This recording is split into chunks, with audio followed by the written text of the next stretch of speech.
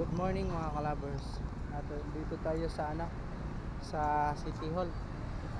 Kasi sikasuhin natin mga kalabers yung may huli tayo no nakaraang taon. Na ata yun, isang taon na mahigit, magdadalawang taon na ngayong November. Tapos ngayon natin inaasikaso. So dito tayo sa City Hall ng Quezon City. Tanong natin kung magkano na yung penalty dun sa yung huli natin sa natin yung no helmet ata yung violation doon. Let's go, update na lang, update.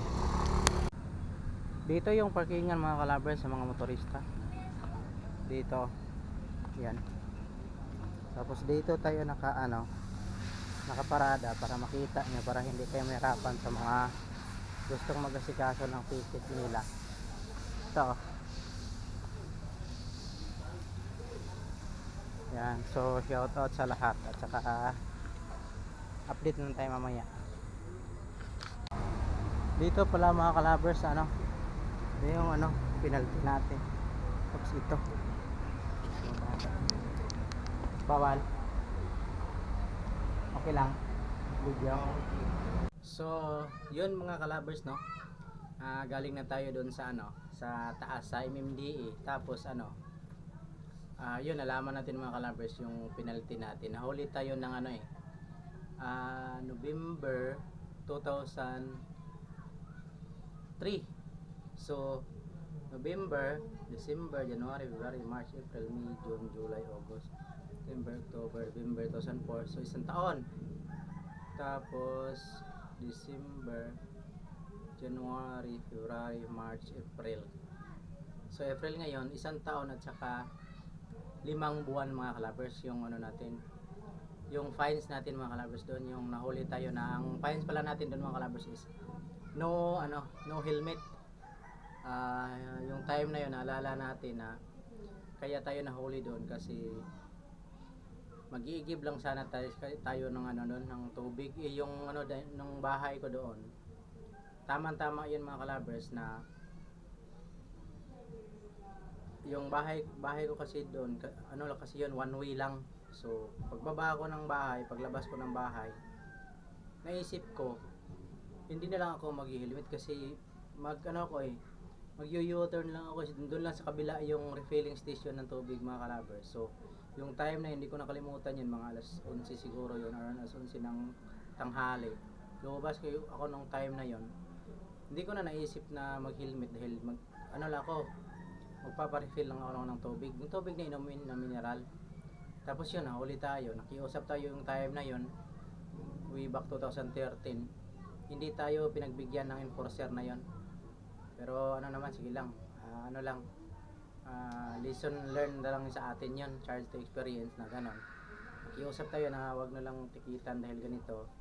Kasi lang naman tayo ng tubig. Hindi talaga pumayag yun. At saka yung ticket na yon, napabayaan ko, pero yung ticket na yun, ang sabi sa akin ng mga kasama ko dati is 1.5 lang dapat yun sa mga kalabers. Kaya no helmet kasi, no standard helmet. Ang violation is 1.5 lang. First offense ko pa din. Tsamba lang yun mga kalabers na nahuli ako. Yung totoo yun, ako masunurin ako sa rules ng traffic rules eh. Yun ang tsambahan mga ako dun kasi nga. Yun nga, i-give lang. Tapos patuloy tayo. Tapos sige, hayaan na natin yun. Tapos ngayon mga kalabers, tinubos ko na siya ngayon. Ngayon nalaman ko ngayon mga kalabers yung isang taon at saka 6 na buwan. Yung fines natin mga kalabers is sa halip na 1.5 lang, meron tayong penalty na 1,200. So umabot siya ng 2,775. So ang ginawa natin, itong gagawin yung mga kalabers, sa may mga huli dyan, lobat. Ang payo ko lang yan mga kalabers, kung mayroon kayong huli na ganon, wag niyong babayaan mga kalabers kasi lalo talaga siya lumalaki. Tingnan nyo sa akin na isang taon at saka 5 buwan lang mga kalabers. Sa halip na 1.5 lang siya, nagpenalty pa ako ng 1,275. So umabot siya ng 2,775. Pero wag muna, hindi pa tayo tapos. Ganito mga kalabers, nung kinausap ko na dun sa front, sa window 1, sabi ko mga kalabers na, sir, pwede ba makalist ako dyan kasi yung time naman na yun is aminado naman ako na mali ko doon. Tapos ano, yun nga ano, aminado naman ako na mali ko. Tapos yun, so patuloy tayo mga kalabers. So yun, ano yun. Kinausap natin doon na, sir, pwede ba akong makalis nito, sir? Tapos doon pala sa ano, sa excuse me, doon pala sa ano, sa MDA, mayroong ano doon mga kalabers, sabi ng babae doon, sige sir, kung gusto mo makalis nito, akyatin mo sa taas, tapos pakiusapan mo doon na ganito. Ayun, inakyat ko. Kaya sa mga ano, pagdating ko doon mga kalabers, kinausap ko, sir, pwede bang makalis tayo dito sa ano, kasi bayaran ko lang tong penalty ko, sir. Tapos ngayon yung ano, tanungin ka na lang ng mga kalabers na bakit gusto mo makalis? Yun ang sagot ko mga kalabers ang akin, kasi mga sir, gusto ko lang makalis nito, sir, kasi para ano, mabawasan yung ano, gastusin kasi kulang sa budget. Tinanong ko lang pagkasabi. Tapos ano, kasi kailangan may reason ka mga kalabers. Tapos bakit mo kailangan na tubusin to ngayon?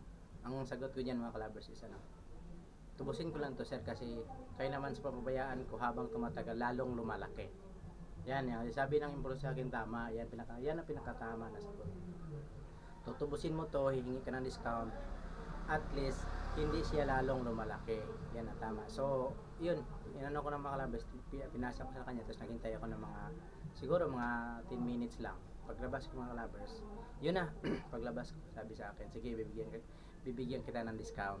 Yun na. Ito na ang pinakamaganda mga kalabers. Mga nahuli nga dyan, may mga ticket dyan na matagal na hindi natutubos, tubusin nyo na habang maaga pa. Huwag nyo nang patagalin, kasi meron pa akong mamaya na ano, meron pa akong mamaya i-reveal mamaya nga. May nakilala ako doon mismo sa loob. Ang penalty niya mga kalabers is 100,000. Ito ko siya mamaya, patuloy ko muna to sa akin. Tapos ngayon, yung ano ko mga kalabers, yung 2,775 ko na fines, sabi sa akin ng ano doon, supervisor, pinaka-head nila, sige, bibigyan kita ng discount, 1,000 kaya na ba? Sabi ko, sir, malaking tulong na sa akin yan. So ang fines ko mga kalabers na 2,775, binayaran ko lang is 1,775, which is malaki pa rin din naman yan, kasi malaki tulong din, parang isang sakong bigas na eh. Pero ano lang yung kasalanan din naman natin, at least hindi na kasi siya lumaki pa mga kalabers, kasi kung mababayaan siya, yun nga, may nakilala ako doon mismo sa loob, napakalaki ng fines niya mga kalabers, napakalaki talaga, sobrang laki. Ano siya mga kalabers, 3 yung ticket niya, reckless, puro reckless, at saka matagal na pinabayaan niya. Kaya yun, pagbigay sa akin, mag-ano ka lang doon mga kalabers, bibigyan ka lang ng isang page na bond paper na may nakasulat doon, may naka-check na, check mo yun, fill upan mo yung waiver yun mga kalabers, may nakalagay doon yung hiningi ko na na less na discount. Yun lang yun. Sa sunod na mahuli ako, kailangan hindi na lang magbibigay sa akin. Kumbaga nakalista ka na doon, kumbaga pipill up ka ng waiver na nakahingi ka na yung time na yun. Sa sunod na mahuli ka, kung ano ang fines mo, yun ang babayaran mo. So ano naman, sa akin lang din naman mga kalabers, kung susunod lang tayo sa mga rules, hindi naman tayo nahuli. Ako yun lang, lang lang ako doon, na tsimpuhan lang nila ako doon yung time na yun. Pero ako sa pagdating sa traffic rules, masunurin naman kasi ako. Kaya sabi ko, sige sir, walang problema sir, at least nakalis ako ngayon. Sige. Tapos wala, yung huli ko pala mga kalabers na no standard helmet, wala naman siyang demerit points sa portal ko. Yun nga lang, yung portal ko is naka-alarm. Tapos ito mga kalabers, itong galing sabi sa akin, baba ka na doon, tatawagin ka lang doon, bayaran mo na to. Tapos pagbayad ko mga kalabers, pagkatapos ko na doon sa pumunta na ako sa tinawag na yung pangalan ko, window 5 cashier. Pagkatapos ko nagbayad ng mga kalabers, lipat ako sa window 3. So pagdating sa window 3, doon na sinabi sa akin, tapos na, huwag niyong kalimutan mga kalabers doon, pagdating niyo sa window 3, sabihin niyo, sir, ma'am, may alarm po ako sa portal. Kasi kung hindi niyo sasabihin mga kalabers yung alarm niyo sa portal, hindi po matatanggal yon hanggat hindi niyo sinasabi doon sa kanila.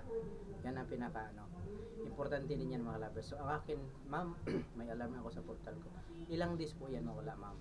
Sabi na sa akin na mabuti sir, mga ganyan sir sinasabi niyo sir, kasi minsan kami kasi hindi namin alam na may alarm kayo. Hindi namin maano doon sa system. So sa akin sinabi ko, Tapos ang ano doon, bibigyan ka lang nila ng ano, sulat ka din ulit dito. Silat mo yung number mo, saka pirma mo. Tapos within, kung katulad sa akin ngayon umaga, alas 9 ako, alas ano ako doon mga kalabers? Alas 9 na ata ng umaga ako doon nakapila. Tapos natapos ako siguro mga 1 hour lang ako mga kalabers, isang oras lang ako mahigit siguro doon. Wala naman kasing seminar yun sa akin. So sabi ng ano ng MMDA doon, sige, tulad ng ganyan sa akin mga kalabers, umaga. So na-comply ko na lahat, nabayaran ko na. Within this day, yung alarm mo sa portal mga kalabers matatanggal na siya or bukas. Pero possible today. Yan ang pinaka minimum nila today. Kung umaga ka nagpa-process, pero kung hapon ka na, so kinabukasan pa matatanggal nila yan. Eh sa akin umaga pa. So ano ang pangayon ay alas 11 pa nga mga kalabers. So yun, parang nabunutan din ako tinik na wala na akong isipin na ano. Tsaka ano ako, malaya na ako mga kalabers na makapag process sa lisensya ko. Kung baga magdadagdag ako ng code, padagdagan ko siya ng code para makapag-drive ako ng ganito. Kaya yun ang ano, ito last payo ko sa mga ano, may mga huli or may mga ticket na hindi tinutubos. Tubusin niyo na mga kalabers, kasi yung driver license nyo hanggat naka-alarm yan sa portal niya, tapos meron kayong gagawin nun, magpadagdag kayo ng code or galing ng non-pro, igawin yung professional, hindi yun ipaprocess mo mga kalabers, hindi po mapaprocess hanggat may alarm ka, hanggat hindi matanggal yung alarm. Kaya yan.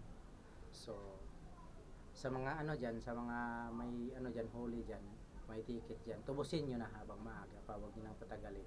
Payo ko lang. Tapos ano, ito, ingat sa lahat ng mga driver, lahat ng riders, ingat kayong lahat.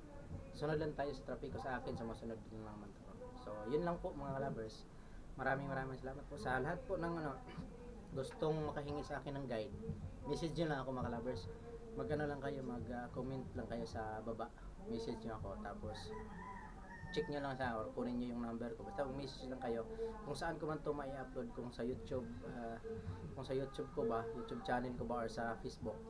Panoorin nyo lang mga kalabers. Maraming salamat sa lahat. Saka yun lang. Maraming salamat. Thank you.